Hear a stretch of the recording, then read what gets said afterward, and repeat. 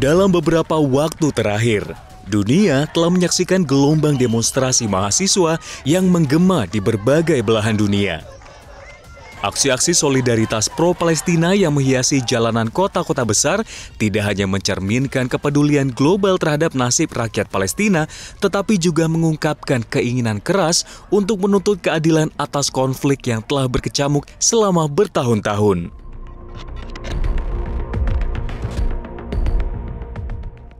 Salah satunya di Amerika Serikat, di mana dalam beberapa minggu terakhir, polisi telah menangkap lebih dari 2.500 orang dalam berbagai aksi demonstrasi pro-Palestina di kampus-kampus di seluruh Amerika.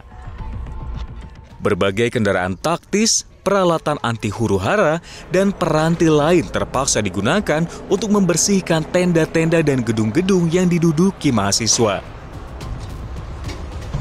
Seperti yang diketahui, melansir jajak pendapat Harvard yang dilakukan pada bulan April lalu terhadap kelompok usia 18 hingga 29 tahun, diketahui 51% anak muda masyarakat Amerika mengatakan mereka mendukung gencatan senjata permanen di Gaza, sementara hanya 10% yang mengatakan mereka menentangnya dan sisanya mengaku tidak peduli.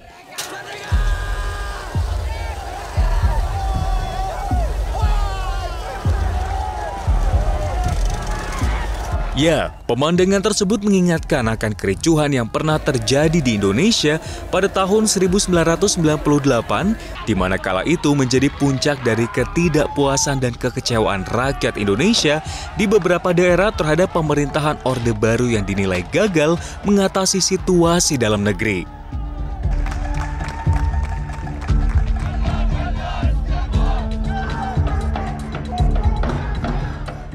Sementara dalam aksi unjuk rasa di Amerika Serikat, sejumlah mahasiswa dan civitas akademik ikut terjun dan turun ke jalan, menjalankan aksi duduk, mogok makan, dan memasang tenda layaknya perkemahan di lahan terbuka sebagai aksi menentang perang serangan Israel ke Gaza.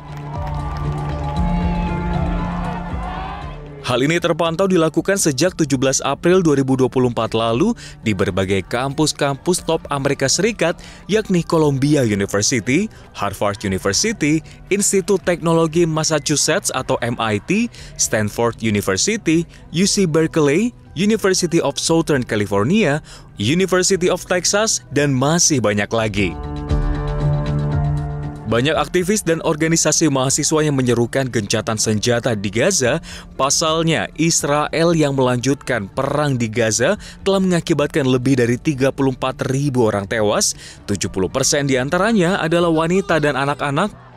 Untuk itu, mereka menuntut agar pimpinan universitas mereka yang sebagian besar memiliki dana abadi dalam jumlah besar melakukan divestasi finansial dari Israel atau dalam kata lain menjual saham perusahaan-perusahaan Israel atau memutuskan hubungan keuangan. Para mahasiswa tersebut mengatakan bahwa perusahaan-perusahaan yang melakukan bisnis di Israel atau dengan organisasi-organisasi Israel turut terlibat dalam serangan Israel ke Gaza. Menurut mereka, perguruan tinggi yang berinvestasi di perusahaan tersebut tak terlepas dari tanggung jawab atas serangan itu. Dana abadi universitas membiayai segala urusan kampus, mulai dari penelitian berbasis laboratorium hingga beasiswa, dan sebagian besar dana abadi itu berasal dari pengembalian investasi jutaan bahkan miliaran dolar Amerika Serikat. More than 100 protesters occupied Columbia's South Lawn for over 30 hours. This was in violation of the university's rules. Columbia University has an obligation to protect their students, and the university's president reached out to the NYPD in writing and asked for support.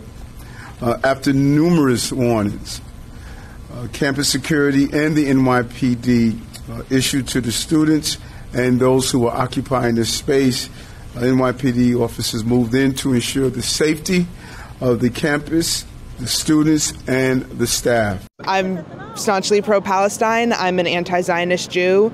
And for me and for the many, many other anti-Zionist Jews, it's felt really important for us to step up and be very visible, especially when a lot of news organizations are sort of portraying this as a like Jewish students are scared versus like angry protesters.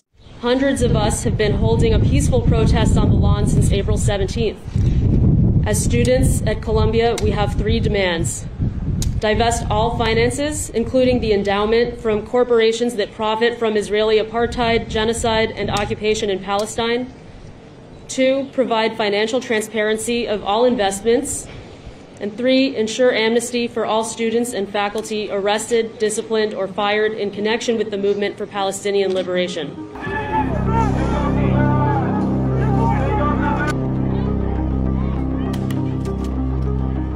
Seperti yang diketahui, negara Paman Sam memang merupakan sekutu besar dan investor terbesar di Israel, diikuti oleh Kepulauan Cayman, Belanda, dan Luxembourg.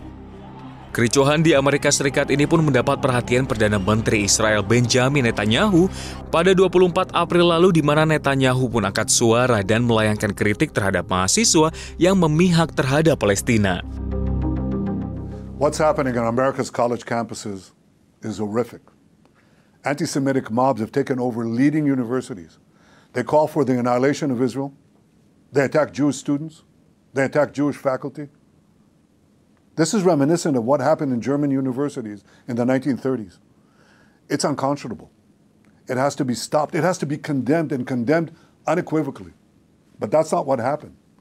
The response of several university presidents was shameful.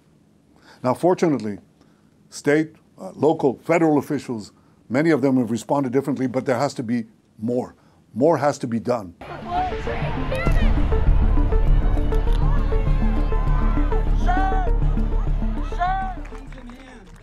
Namun sayangnya kritik mahasiswa justru tidak mendapat sambutan baik dari para petinggi kampus, termasuk rektor atau presiden universitas terkait. Hal ini lantas yang menjadikan aksi protes terus berkepanjangan terjadi meski ribuan mahasiswa telah ditangkap pihak kepolisian. Respon tak menyenangkan bukan hanya didapatkan dari pihak rektorat, namun sebelumnya Gedung Putih juga menyatakan sikap acuhnya.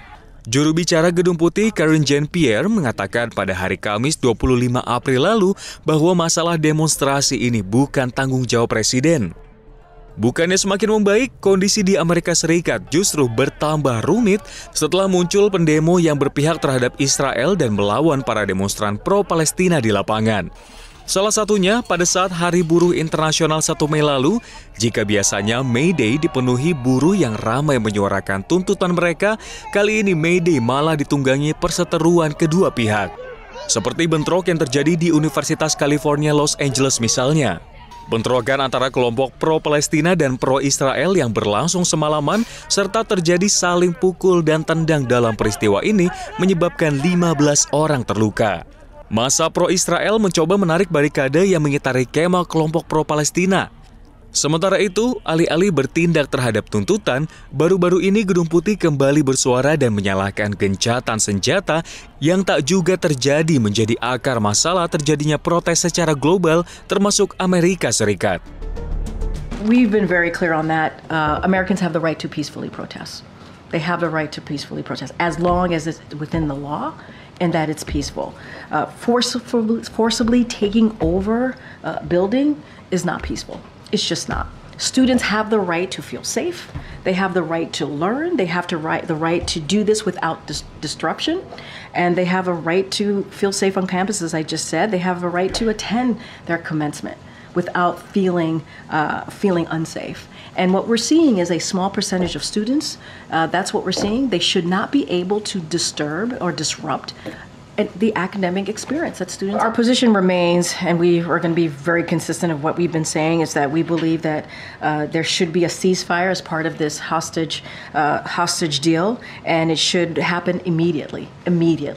And there has not yet been a response from Hamas, as you know. We believe that all efforts need to be brought to bear to convince Hamas to accept the proposal immediately, and have made that clear to our partners in the region. As you just stated, Secretary Blinken is in the region meeting with our regional partner.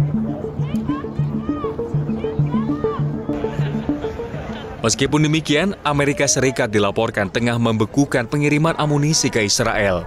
Ini terjadi saat mahasiswa negeri Paman Sam terus mengadakan gelombang unjuk rasa untuk menekan Gedung Putih agar berbuat lebih banyak dalam menghentikan serangan Israel ke Gaza. Keputusan untuk menunda pengiriman amunisi ini pun diketahui telah membuat para pejabat pemerintah Israel khawatir. Pasalnya, ini adalah pertama kalinya sejak 7 Oktober Washington mencegah pengiriman senjata mencapai Israel. Ya, aksi demonstrasi mahasiswa Amerika Serikat pun juga ternyata turut berdampak terhadap dunia internasional. Unjuk rasa dan aksi protes juga terpantau di negara-negara lainnya yang menggugat pemerintahannya agar bertindak lebih banyak dan menghentikan genosida terhadap warga Palestina yang dilakukan Israel.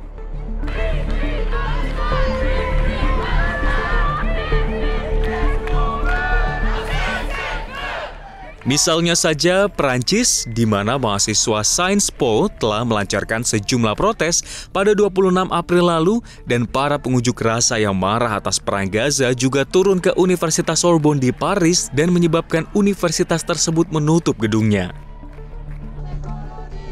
Sementara itu, gelombang demonstrasi pro-Palestina dari mahasiswa juga terjadi di Inggris, di mana mahasiswa dari 5 universitas paling bergengsi di Inggris, termasuk Sheffield, Leeds, Manchester, dan Newcastle telah mendirikan perkemahan sebagai bentuk solidaritas terhadap Palestina. Negara-negara lainnya yang juga terpantau melakukan unjuk rasa ialah Australia, Lebanon, Yordania, Kanada, dan Meksiko. Aksi protes mahasiswa di berbagai negara ini menunjukkan warga sipil memiliki peran yang sangat besar, bahkan terhadap kebijakan antar negara terkait stabilisasi geopolitik dunia. Keberadaan masyarakat sipil memiliki peranan penting karena memiliki 3 fungsi utama, yakni advokasi, empowerment, dan social control yang menunjang terciptanya demokrasi yang matang. Kekuatan sipil ini bahkan pernah terbukti yang membuat Amerika Serikat kalah dan menarik mundur pasukannya dari Perang Vietnam pada 50 tahun lalu. Sejak tahun 1968, liputan media sebagian besar tidak mendukung perang. Gambar-gambar warga sipil yang tidak berdosa terbunuh, cacat, dan disiksa ditayangkan di TV dan surat kabar Amerika Serikat. Sehingga banyak orang Amerika merasa ngeri dengan itu dan berbalik menentang perang. Aksi protes besar-besaran bermunculan seantero negeri. Untuk itu, kekuatan sipil ini pun diharapkan mampu melunakkan Israel dan Netanyahu yang masih keras kepala. Bahkan, meskipun pada 6 Mei 2024 lalu, Hamas telah menyatakan menerima proposal gencatan senjata usulan mediator Mesir dan Qatar untuk mengakhiri perang dengan Israel di jalur Gaza, namun Israel justru masih melenggang dengan menyerang ke titik paling selatan Gaza Palestina, Rafah, pada 7 Mei waktu setempat.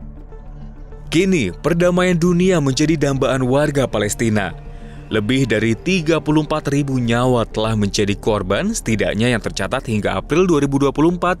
Fungsi dari pasal 99 Piagam PBB pun diharapkan dapat berdampak dan menghentikan serangan Israel ke Gaza dan Palestina. Tim Liputan CNBC Indonesia.